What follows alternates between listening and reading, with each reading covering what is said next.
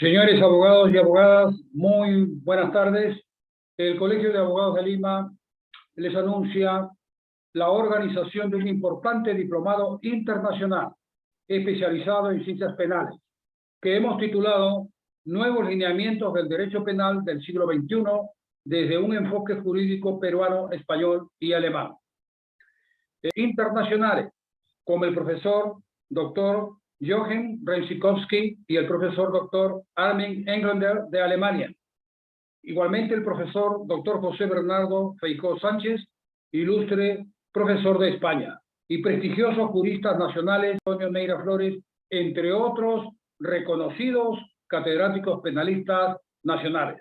Característica: la modalidad presencial, válido para diversos concursos convocados por las instituciones públicas y o privadas aquí en el Perú, como la Junta Nacional de Justicia, el Ministerio Público, el Poder Judicial, entre otras instituciones. De manera excepcional, programamos también la asistencia virtual de los señores abogados para las personas, sean de provincias o el extranjero. La duración de este evento internacional de derecho penal es desde el 3 de octubre hasta el 9 de noviembre del 2022, dentro del horario acá en Lima, Perú, de 6 de la tarde a 9. Es sumamente grato en este instante anunciar la presencia del distinguido profesor español, el doctor Bernardo José Feijó Sánchez, quien tendrá a su cargo una ponencia como una clase modelo para todos ustedes. A tratar seguidamente es delitos económicos y teoría jurídica del delito.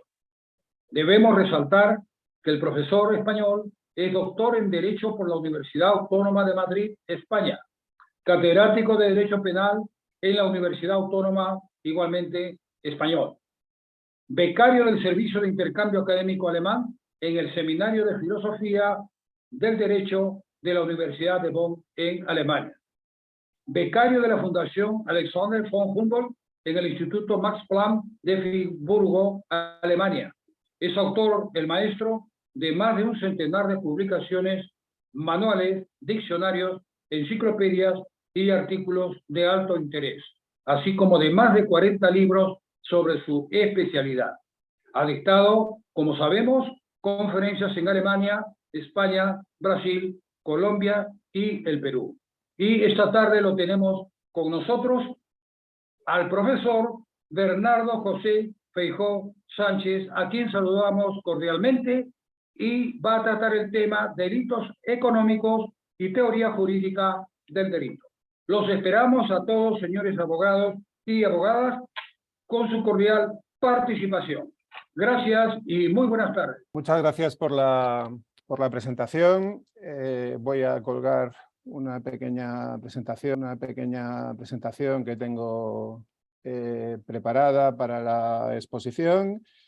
Bienvenidos todos a esta clase modelo, que intenta ser una clase modelo en relación al Diplomado Internacional de Especialización en Ciencias Penales, Nuevos Lineamientos de Derecho Penal del siglo XXI, de un enfoque jurídico peruano, español y alemán, que está organizado por el Ilustre Colegio de Abogados de Lima, y hemos seleccionado para esta clase modelo uno de los temas que yo personalmente, desde esa perspectiva del enfoque jurídico español, expondré en el diplomado, que tiene que ver con delitos económicos y teoría jurídica del delito. Abordaré dos cuestiones, una que tiene que ver con derecho penal y neurociencias, y otra que tiene que ver con esta cuestión de delitos económicos y teoría jurídica del delito. Recordar cómo se ha mencionado quien me ha precedido en el uso de la palabra, que este diplomado internacional especializado en ciencias penales, donde participan ilustres profesores alemanes como el profesor Rentzikowski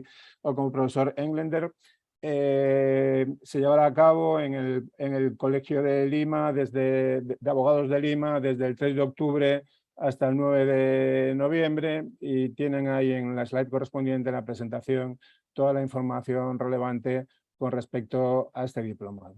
Bien, pasando a la clase modelo, que intenta ser no tanto un resumen de lo que expondré, sino simplemente una exposición. Intentaré al abordar esta temática de delitos económicos y teoría jurídica del delito, para no excederme en el tiempo de exposición que se me ha asignado, intentaré hacer una reflexión sobre lo que son los delitos económicos, porque a partir de determinar lo que son los delitos económicos podremos inferir, bueno, ciertas consecuencias dogmáticas, ciertas peculiaridades dogmáticas de estos delitos. En principio, existe un amplio acuerdo en que el derecho penal económico tiene que ver con la protección del orden socioeconómico. Otra cuestión es lo que entendamos como protección del orden socioeconómico, pero que al final son ciertas normas específicas que tienen que ver con el correcto funcionamiento del sistema económico de cada Estado. Es decir, si en general las normas penales definen determinados hechos delictivos y le asignan penas a esos hechos cuando se cometen, pues las normas que tienen que ver con el derecho penal económico definen ciertos hechos como delitos económicos, asignando penas cuando se lleven a cabo ese tipo de hechos. Pero la cuestión es que existe mucho consenso sobre lo que supone el orden socioeconómico y ese referente general de la protección del orden socioeconómico, porque se mueve a un nivel muy general, muy abstracto, que es lo que posibilita el acuerdo, pero como vemos a continuación, en cuanto entramos en cuestiones de detalles, ya el acuerdo es menor. En todo caso, deberíamos tener en cuenta de partida que el derecho penal económico es una rama del derecho penal, con lo cual cuando abordamos su tratamiento dogmático estamos hablando de los mismos principios, de las mismas instituciones dogmáticas, doble imprudencia, autoría y formas de participación, las mismas garantías, es decir, el derecho penal económico no es algo distinto, sino que es una parte integrante del derecho penal. Dicho esto de partida, sobre el referente general cuando hablamos de delitos económicos, de derecho penal económico, la gran pregunta es, bueno, ¿y qué es un delito económico? Formulado de forma más concreta, ¿cómo podemos delimitar, por ejemplo, un delito económico de un delito patrimonial? ¿Por qué solemos definir los delitos de defraudación tributaria como delitos económicos y, por ejemplo, los hurtos o los robos como delitos patrimoniales? Bien, pues a la hora de definir lo que es un delito económico, se han planteado diversas teorías que expondré para rebatirlas y poder llegar a una conclusión de qué podemos definir, cuáles son las características esenciales de un delito económico y a partir de ahí derivar ciertas conclusiones dogmáticas. Sin duda, un hito en la comprensión de los delitos económicos es el concepto criminológico, que no jurídico, de delitos de cuello blanco de Sutherland en el año 1939. Sutherland no era un jurista, era un sociólogo, y su expresión delito de cuello blanco tuvo un gran éxito. De hecho, hoy en día en Estados Unidos digamos que cuando se quiere hablar de delitos económicos se habla de delitos de cuello blanco, y el gran mérito que tuvo Sutherland fue poner el foco en un nuevo tipo de criminalidad. Es decir, lo que viene a decir él en los años 30 es que el derecho penal se había venido ocupando básicamente de una delincuencia de clases marginales, pero que los poderosos, las clases integradas socialmente, también delinquían, y que eso podía generar unos males públicos, podía tener una lesividad social tan relevante como los hechos que eran considerados delitos, que básicamente eran hechos vinculados a la marginalidad y que por tanto también deberían ser castigados. De hecho, Sutherland llevó a cabo una investigación en las principales corporaciones de Estados Unidos y descubrió que las infracciones eran constantes y eran infracciones graves. Lo que pasa es que no estaban contempladas como hechos delictivos, y lo que vino a decir Sutherland es: tenemos aquí una laguna de punición, es preciso que el derecho penal se ocupe también de este tipo de delincuencia. En todo caso, lo menciono como un punto de partida, pero lo cierto es que es una teoría criminológica y a partir de las características del autor es muy difícil poder definir lo que es un delito económico. Si nos fijamos criminológicamente, estadísticamente, cómo suelen ser los autores de un delito económico, pues podríamos encontrar personas de cierto estatus social, de ciertas razas, de cierta edad, pero eso no es nada más ni nada menos porque los protagonistas del sistema económico suelen tener esas características. Por tanto, a partir de aquí no podemos deducir lo que es un delito económico, pero sí reconocerlo a Sutherland el hecho de que reivindicara que el derecho penal no se estaba ocupando suficientemente de un determinado tipo de infracciones que generaban importantes perturbaciones sociales. A partir de aquí, de esta idea, esto fue llegando a Europa, especialmente a Alemania, y pocos años después, sobre todo en los años 50, se cambió el enfoque criminológico.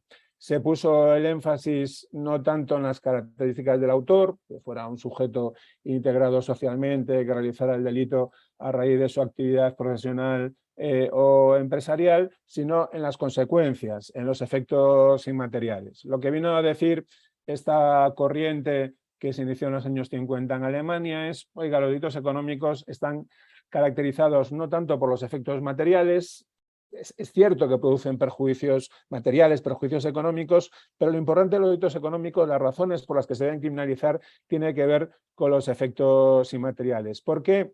Porque si los delitos económicos se generalizan, si determinadas infracciones en el orden económico se generalizan, y esto es una idea importante para entender a qué nos referimos cuando hablamos de protección del orden socioeconómico, eso tiene una serie de efectos que acaban gripando la economía. Hay una pérdida de confianza, hay una deformación del equilibrio del mercado y hay una eliminación de la competencia. Y además eso tiene efecto resaca y espiral o remolino. Es decir, cuando tenemos un infractor que, por ejemplo, no paga sus impuestos o no paga sus cotizaciones sociales que corresponden por tener empleados, y ese sujeto triunfa, obliga a los otros, a su vez, a cometer infracciones, porque los otros, si no, se ven expulsados del mercado. El que no paga impuestos, el que no paga seguros sociales puede ofrecer servicios y productos más baratos, con lo cual su competencia se ve obligada a hacer lo mismo para poder competir. No es tanto un efecto contagio, como unos actores económicos, empresarios, ven que alguien infringe y quieren hacer lo mismo, sino que se ven absolutamente obligados. O se van a otro sitio donde funcionen las normas, o si quieren seguir en el mercado, en este caso sería el mercado peruano, tendrían que cometer también las infracciones, y esas infracciones se quedan sin un castigo adecuado. Bien, no voy a negar que existen estos efectos inmateriales derivados de los delitos económicos. Si los delitos económicos quedan sin castigo, se acaban produciendo estos efectos de pérdida de confianza, de formación del equilibrio del mercado y eliminación de la competencia, pero no son características específicas de los delitos económicos. Más bien son consecuencias que derivan de que no se castiguen adecuadamente los delitos económicos. Pero los efectos no son muy distintos. Entre paréntesis, lo que voy a decir, con respecto a la delincuencia clásica. Es decir, cuando se cometen homicidios, se cometen asesinatos, se cometen robos y el Estado no actúa, no tiene un efecto preventivo suficiente con respecto a esas infracciones, la gente cambia sus comportamientos, o no sale por las noches, o no va a determinados lugares, o tiene una sensación de intranquilidad, de inseguridad que le dificulta salir a la vía pública, o se ve obligado a salir con protección. Bien, esos son efectos inmateriales de los delitos clásicos. ¿Qué pasa con los delitos económicos que operan en el mercado, donde existe esa competencia? Y ahí los efectos inmateriales son distintos. Es decir, cuando el infractor en el ámbito del sistema económico no recibe una respuesta adecuada por parte del Estado, eso hace que triunfe frente a sus competidores, y sus competidores se ven obligados a adaptarse a una conducta delictiva, a una conducta antijurídica para poder sobrevivir. Pero esto tampoco sería, por tanto, los efectos existen, pero no sería una característica específica de los delitos económicos, sino que en el ámbito del derecho penal, cuando la pena no cumple sus funciones preventivas, bien, pues eso puede tener efectos psicológicos diversos, efectos diversos en la confianza de los ciudadanos en función del ámbito social en el que se mueva. Bien, otra posibilidad sería vincular los delitos económicos a la actividad empresarial. Esto, por ejemplo, hay un libro en España, un catedrático de la Universidad de Oviedo, Gustavo Fernández Teruelo, que en un libro de introducción al derecho penal mantiene esta posición, por mencionar un ejemplo, pero esto tampoco nos sirve, porque no todos los delitos económicos están vinculados a la actividad empresarial y no siempre los delitos que se cometen en el ámbito de la actividad empresarial son delitos económicos. Pongo dos ejemplos muy sencillos para que me entiendan. Si una empresa comercializa unos alimentos que son peligrosos para la salud, eso puede ser una actividad delictiva vinculada a la actividad empresarial, pero no sería un delito económico, sería un delito de homicidio, un delito de omisiones, un delito clásico, por tanto no podemos definir como delito económico todo delito vinculado a la actividad empresarial. En sentido contrario, puede haber delitos económicos que no tengan que ver con una actividad empresarial. En España tenemos condenados por delito fiscal tanto a Messi como a Cristiano Ronaldo. Repartimos muy bien, no somos partidarios en el ámbito penal de ningún partido de fútbol, castigamos a las estrellas de todos los equipos. Bien, estos sujetos están condenados por delito fiscal por no haber declarado suficientemente sus ingresos individuales. No está vinculado a una actividad empresarial y el castigo a esos delitos fiscales, evidentemente, tiene que ver con el derecho penal económico. Se trata de un delito económico, por tanto, no se puede establecer una vinculación entre delito económico y actividad empresarial. Y por último, en el marco de la idea general de que el derecho penal tiene que ver con la función de protección de bienes jurídicos, un sector de la doctrina ha intentado delimitar los delitos económicos de otros delitos por la naturaleza del bien jurídico, entendiendo que los delitos económicos tendrían un bien jurídico diferente a los delitos patrimoniales, que sería de carácter supraindividual, en algunos casos bienes jurídicos colectivos, en otros casos bienes jurídicos estatales. Bien, aunque ha habido serios intentos en este sentido, se puede mencionar, por ejemplo, el manual de referencia del profesor Carlos Martínez Buján. Lo cierto es que en virtud de los bienes jurídicos colectivos no podemos diferenciar los delitos económicos de otros delitos. Esto podía ser al principio, cuando teníamos el derecho penal económico en sentido estricto, es decir, simplemente normas de derecho administrativo que se convertían en delito y que protegían funciones estatales, pero en los últimos años se nos ha expandido tanto el derecho penal, se ha diversificado tanto que es imposible intentar caracterizar los delitos económicos en función del bien jurídico protegido. Por eso quizás, y es la propuesta que voy a hacer yo en mi exposición, en el marco de la clase más extensa que daré en el Colegio de Abogados de Lima, creo que podemos buscar una solución si partimos de que la pena lo que busca es estabilizar normas, que la función esencial del derecho penal no sería tanto proteger bienes jurídicos, sino proteger normas. En todo caso, los bienes jurídicos estarían protegidos a través de la protección de normas y buscamos las características de los delitos económicos. Y ahí, por tanto, eso nos permite estudiar cuál es la técnica legislativa que caracteriza a los delitos económicos. Y ahí encontramos una serie de delitos que se caracterizan o bien por ser leyes penales en blanco, es decir, son tipos penales que llevan implícita una remisión a leyes extrapenales de tipo económico, o bien tenemos normas que podemos definir como de accesoriedad de acto administrativo, donde se hace referencia a actuar sin permiso, sin autorización, o normas que no son ni leyes penales en blanco ni de accesoriedad de acto administrativo, pero que están completas de elementos normativos que obligan a interpretar los tipos relacionándolos con las normas extrapenales de tipo económico, las normas tributarias, las normas mercantiles, la norma correspondiente. Pongo un par de ejemplos muy sencillos del Código Penal peruano para terminar mi exposición y dejarlo abierta de cara a una mayor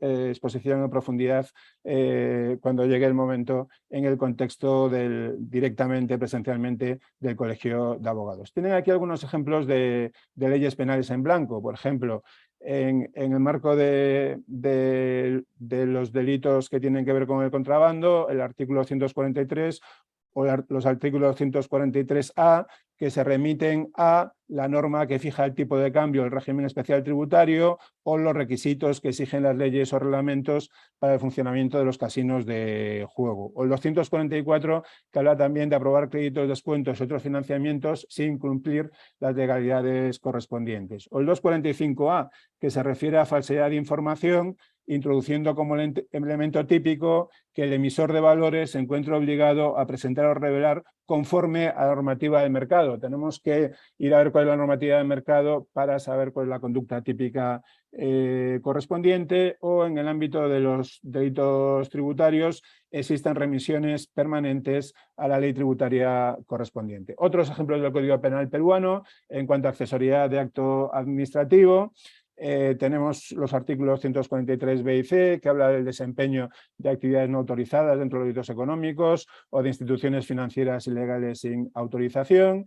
Y en cuanto a tipos penales, que no son leyes penales en blanco, ni son de accesoriedad de acto, sino que introducen elementos normativos, tenemos el delito de uso indebido de información privilegiada en el artículo 251A, que se refiere al que obtiene un beneficio, se evita un perjuicio de carácter económico en forma directa o a través de terceros mediante el uso de información privilegiada. Ven, como ven, el artículo 251 no nos dice lo que es el delito de información privilegiada, ello nos obliga a ir a la legislación extrapenal, a la legislación de mercado de valores, para poder integrar el concepto de información privilegiada en el artículo 251A y así poder aplicarlo. Esto da lugar a una serie de características y a una serie de consecuencias que tienen los delitos económicos. Esta idea de remisión a leyes extrapenales, esta accesoriedad con respecto al orden normativo primario, muchos problemas importantes tanto a nivel teórico como con importante repercusión práctica, que sin duda tendremos oportunidad para tratar en el marco del diplomado que está organizando el Colegio de Abogados de Lima, y seguro que disfrutaremos allí todos discutiendo sobre este tipo de cuestiones. Agradezco al colegio que me haya dado la oportunidad de haber dado esta clase modelo, y simplemente despedirme de todos remitiéndoles a que nos veamos presencialmente en su momento, en mi caso, a principios de octubre, en las 2 sesiones que impartiré sobre Derecho Penal y Neurociencias y Delitos Económicos y Teoría Jurídica del Delito. Muchas gracias a todos. Agradecemos al profesor Bernardo José Feijoo Sánchez por su ilustración esta tarde. Gracias, estimado maestro, por su ponencia, clase modelo, a fin de motivar la participación de los señores abogados peruanos en este importante curso de Derecho Internacional. Invitamos a todos los señores abogados a participar y cordialmente hasta la próxima oportunidad. Gracias, maestro Bernardo Sánchez. Ha sido un placer. Hasta pronto.